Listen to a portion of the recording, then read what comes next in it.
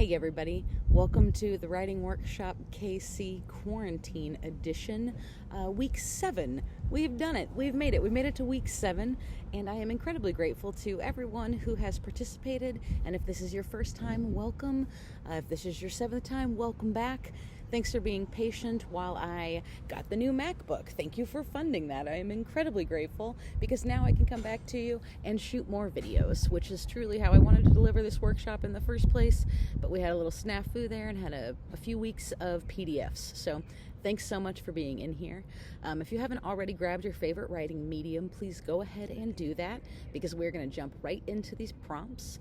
And I would like to say a special thank you to our grant funder, Poetry for Personal Power, who works to provide alternatives to the traditional Western medicine ideal of mental health. So what you're going to experience in this workshop is trauma-informed, meaning it's not necessarily about trauma, but it does address issues related to your mental health and gives you resources and opportunities and challenges in order to just expand your experience and hopefully better yourself entirely. This is not a substitute for any form of medical treatment. If you need any help at all, please seek out a physician.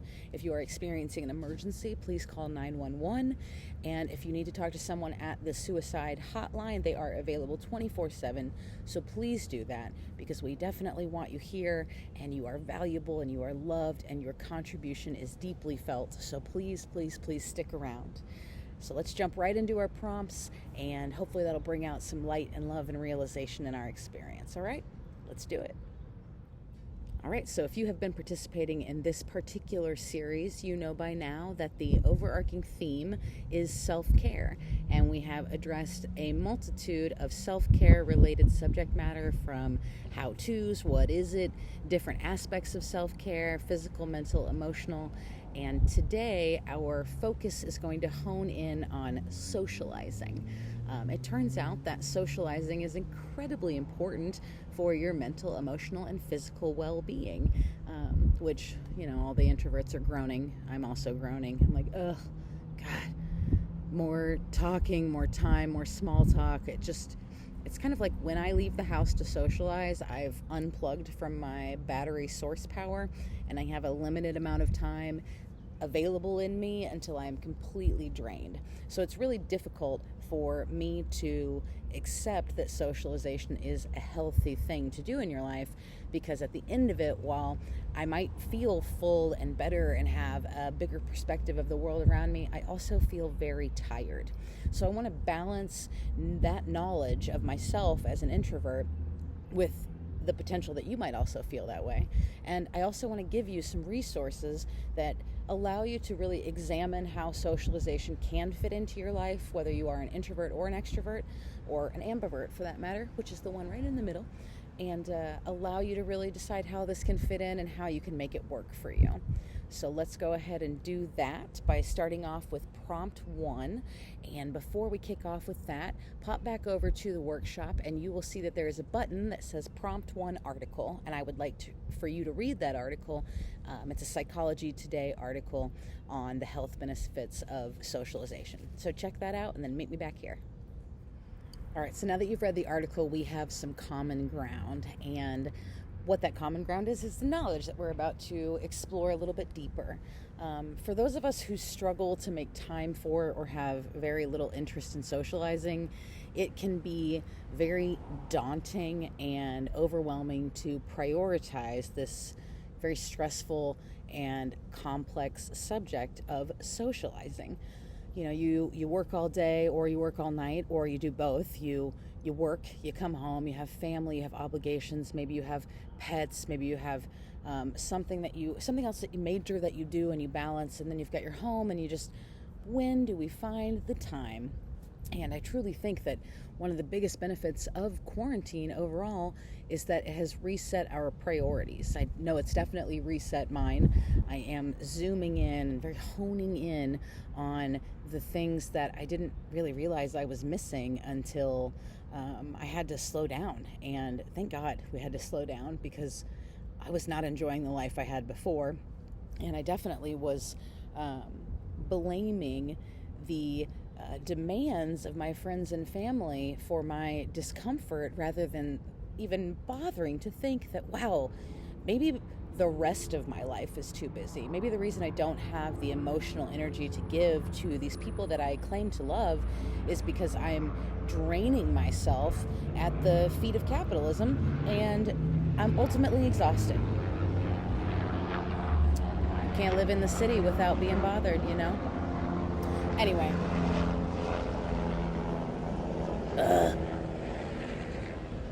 All right, so back to the article.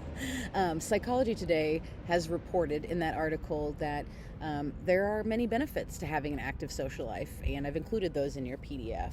Benefits include things like you may live longer, because people with social support tend to live longer than those who are more isolated, and this is true even after accounting for the overall level of health. You will also enjoy better physical health, because social engagement is associated with a stronger immune system, especially for older adults. So that means you're able to fight off the cold and the flu and even some types of cancer because of your immune system being boosted by socializing. What? The body is truly amazing, right? You will also enjoy better mental health, because you will increase your feelings of well-being and you will decrease your feelings of depression just by socializing with people that you share common interests in, that make you feel good, validated, seen, that you come to in community, right? That's the whole basis of what I try to create in these workshops, and what I'm certified to do is to be a peer support specialist. So, when I say to you, I want to build community, it's so that I can hold space for providing support to you when you need it, and then you can be a part of that chain, a part of that circle, and you can provide support to other people when they need it. So this is a really, really important part of socializing, that it benefits your mental health. It'll reduce your depression, and it will make you feel better, and it'll improve your mood, because when you know that you have good things in common with other people, then you have a good time sharing space with them. So what can be bad about that, right? You may also even lower your risk of dementia, because there has been accumulating evidence that socializing is good for your brain health. So Psychology Today reported that people who connect with others generally perform better on tests of memory and other cognitive skills, and that those in the long run, those people with active social lives, are less likely to develop dementia than those who are more socially isolated. So while that is still in development and being theorized and tested, it is something to keep in mind, that there are health benefits. Now, socializing doesn't have to be putting yourself in situations that are uncomfortable, and definitely don't put yourself in any situation that feels dangerous. You don't have to hang out with anybody you don't want to. You don't have to hang out with anybody you don't want to spend time with. But I do request that you make an effort to step a little bit outside of your comfort zone, because realistically, you're only reaching for more happiness for yourself, right? So when you try to carve out activities that you would enjoy, that also give you the physical, mental, and emotional benefits of socializing, you can modify those suggestions to really fit what you need. So with the caveat that you would alter these activities in recommendation with the CDC's guidelines for COVID-19 for socializing. Make sure that you're taking care of your health and other people's health first. But then take a look at the list that I offered here and see what would benefit you.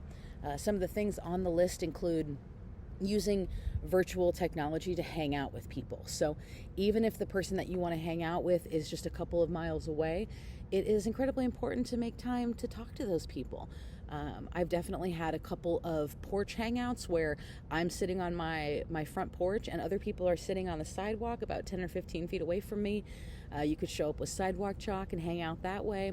Definitely wear a mask, but you can spend time around other people while still social distancing, while still maintaining a level of health and safety. You just can't be in the club and at the bars right now.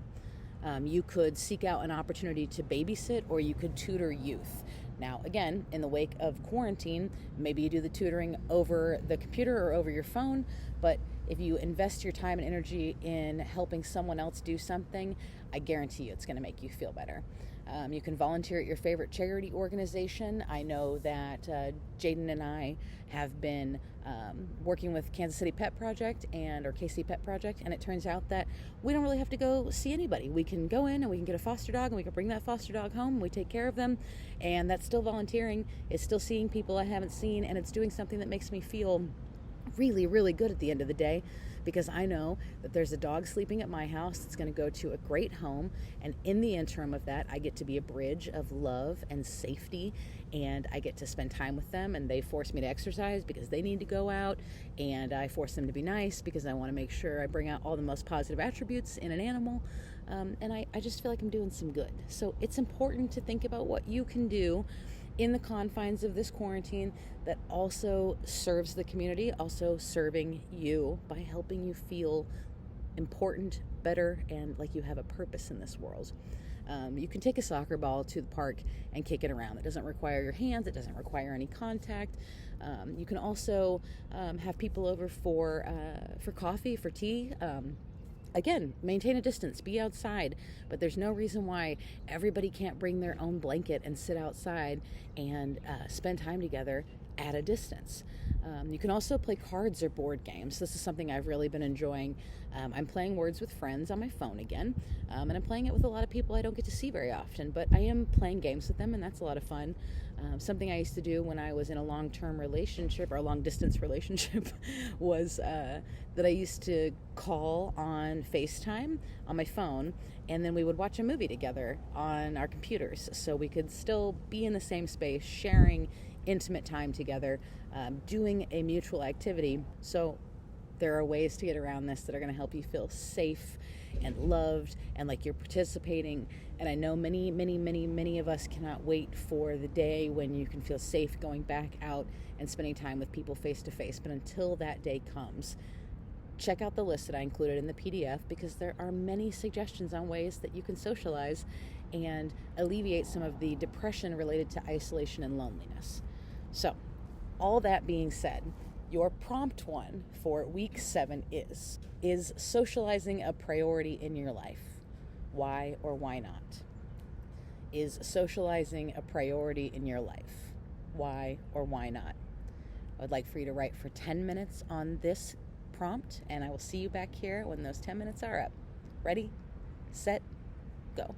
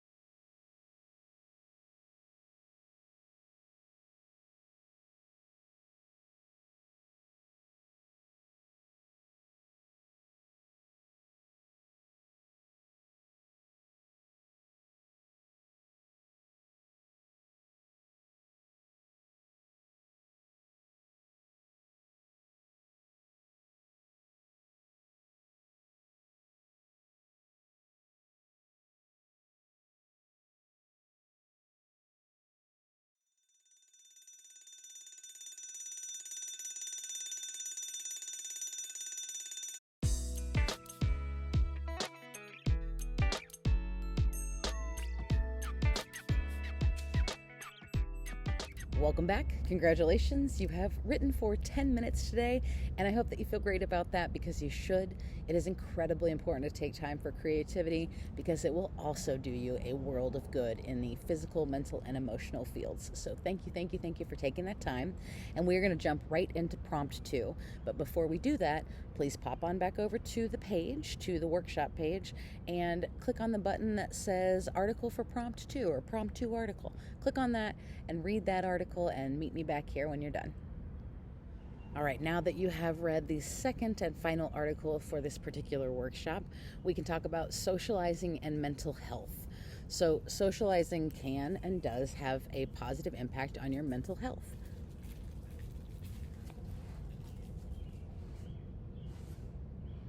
You guys hear those squirrels?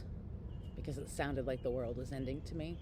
They're over there on these trees. Wowie, I have not been outside in a while, and I desperately need to be. So anyway, again, back to the workshop. Socializing can and does have a positive impact on your mental health, and benefits include things like you feel a part of something larger than yourself, right? Like you are a part of an intricate web of absolutely necessary, essential individuals who have a common goal or just a common experience. You want to share something, or you are sharing something, you do share something, but it helps you feel part of something bigger than yourself, and that is incredibly important. You're also supported in a wide variety of ways that you need support. So community and gathering and socializing can also be going to an AA meeting. It can be going to an Al-Anon meeting. Any form of gathering that also provides you support is valid and important. It can be a poetry slam, it can be an open mic night for musicians, it can be a writing workshop, it can be anything, as long as you are connecting with other people and feeling uplifted at the end of the experience. It also gives you people to spend time with, right? You are warding off loneliness, and it provides you entertainment. It also provides you distraction from pain. When you are isolated and lonely, if you are experiencing any form of pain whatsoever, that pain is going to be amplified because you have nothing else to focus on. And if you don't have relationships to reach out to when you need them, it's only going to compound the experience that you're having, specific to isolation and loneliness and depression. So it is really important to have and maintain relationships. It also allows you to feel wanted or included or cared for, and it gives you a place to confide in your secrets and to share your feelings, share your thoughts, share your ideas. It also allows you to have people in your life that you've developed trust with, so that you can bounce your experiences off of them. I have suggested that you don't air your dirty laundry to your friends. Like, you don't tell your friends everything you fight about in your relationship, but if you trust someone and they also have, I guess, a handful of experiences similar to you, in that maybe they've already been in a long-term relationship, or they know you well enough to know what you're like in a long-term relationship, it's really important to get feedback about your behavior and the experiences that you're having from somebody that you trust. And you can only trust somebody if they have earned the right to hear your story. And the only way they can earn the right to hear your story is to be actively involved in your life. And you'll build up trust over time. And then when something big occurs, voila, there's somebody to talk to about it. There's somebody to share it with. You can also utilize this in a therapy setting too. It's not unreasonable to expect that you build a relationship with your therapist and you can share your secrets with them, but there is a difference between socializing with your peers and working with the authority figure and the resource that is a therapist to figure your shit out. So really, I want to examine further what defines a healthy social life, and ultimately that's up to you. Some of us need to see people all day, every day. Some of us only need to see people every once in a while. But it is important that you spend time with folks and that you develop new and maintain long-standing interpersonal relationships. It's just as important to you to know when to play as to know when to rest, as to know when to socialize. And they are different. Ultimately, we talked about playing, 1 or 2 weeks ago? And playing is for you. Playing is unstructured time. It is time when maybe you set out to go to the park, or you were going to go jogging, or whatever it is that makes you feel like you're having a good time. But it's supposed to be time to let your mind wander and just kind of see what happens. And resting is just what it sounds like. It's relaxing, it's stopping, it's not putting any goals on the table except to just kind of float in and out of the experience, allowing your body to decompress and allowing your mind to relax. And so you have unstructured time in which you just play with your imagination, you play with your surroundings, and you see what happens. And you have rest in that you just don't stress too much about it. And then you have socializing, where you take and make active time to be in relationship and in community with other people. So your prompt 2 for week 7 is that I want you to write about a time when you felt included, like you were a part of something that gave you purpose and happiness. Write about a time you felt included, like you were a part of something that gave you purpose and happiness. All right, you're going to write on this for 10 minutes, and I will see you when you get back. Ready, set, go.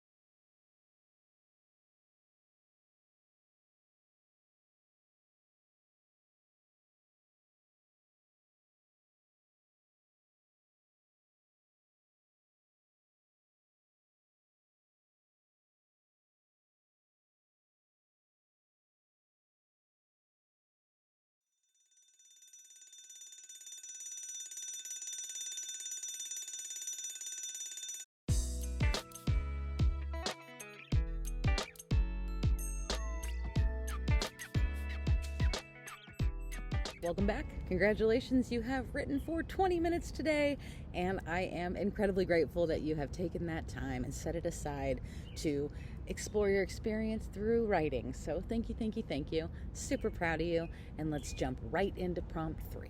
All right, welcome back to week 7, prompt 3 of the Writing Workshop KC Quarantine Edition.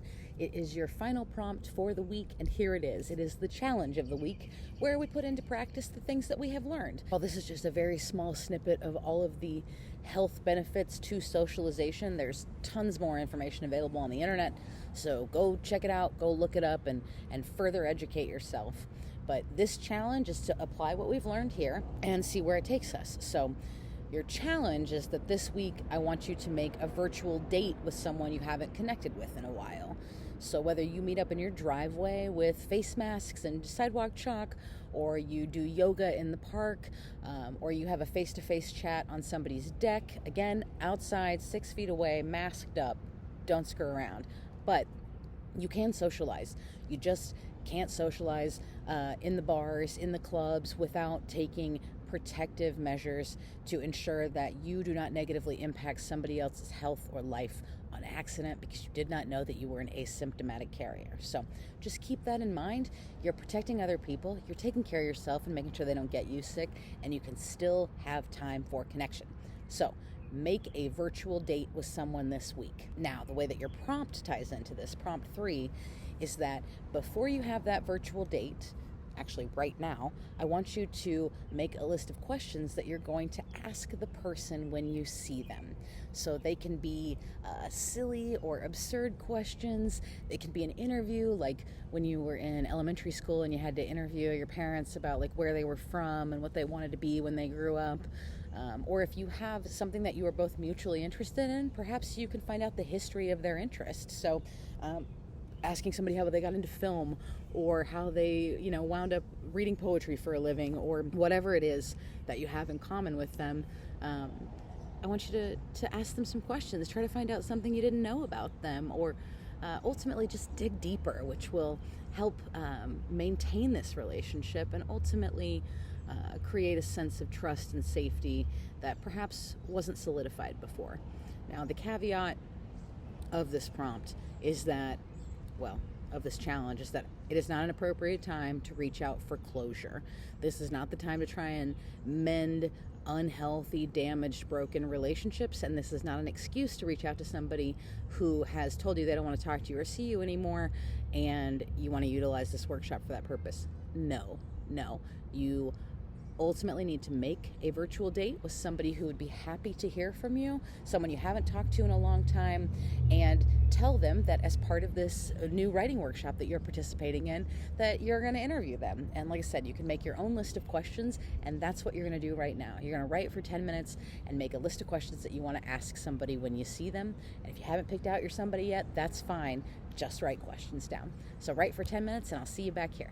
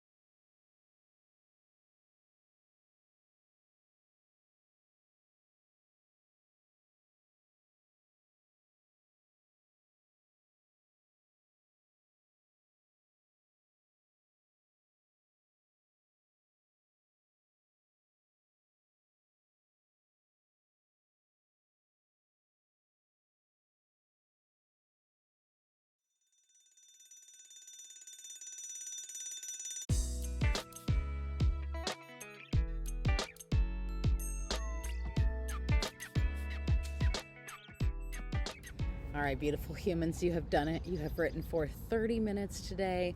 You have invested probably about an hour of your time at this point. I am incredibly grateful to you and so proud of you for doing so. So thank you, thank you, thank you, thank you, thank you. Thank you for all your hard work. Thank you for your commitment and dedication to your own creative experience. Thanks for trying something new with me. I'm so proud of you. So I want you to, before you do anything else, finish your survey. As many of you know, you were supposed to start a survey at the beginning and you're supposed to finish it at the end because it asks you how you felt before the workshop and after the workshop. So please do that. And if you want to get involved with anything, there are links on the workshop page as well as links in the PDF. So you can find the Writing Workshop KC online.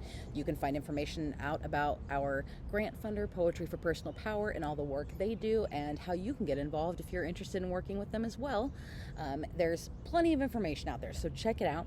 And thank you for being here, and I look forward to seeing you in week 8. Y'all take care. I'll see you soon.